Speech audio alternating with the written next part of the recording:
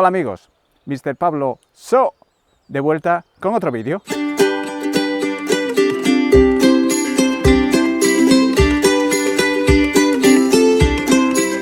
Y esta vez estamos en Taramundi, donde estamos a punto de empezar la ruta de los Ferreiros, PRAS 18.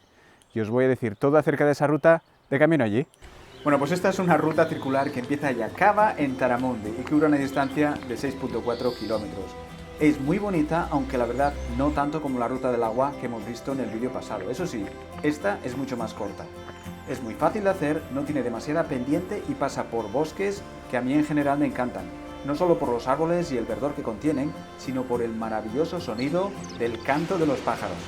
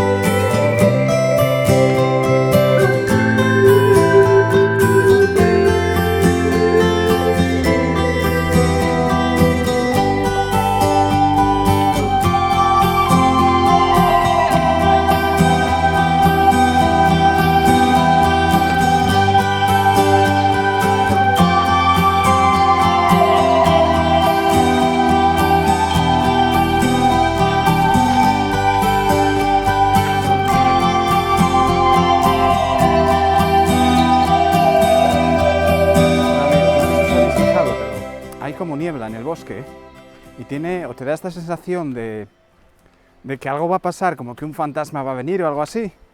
No sé si os acordáis de la película de Amenábar que se llamaba The Others, y esas escenas donde salen los fantasmas de la niebla y caminan hacia la casa.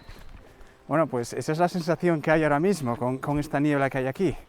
En fin, esperemos que no haya nada malo de lo que hablar, ¿no?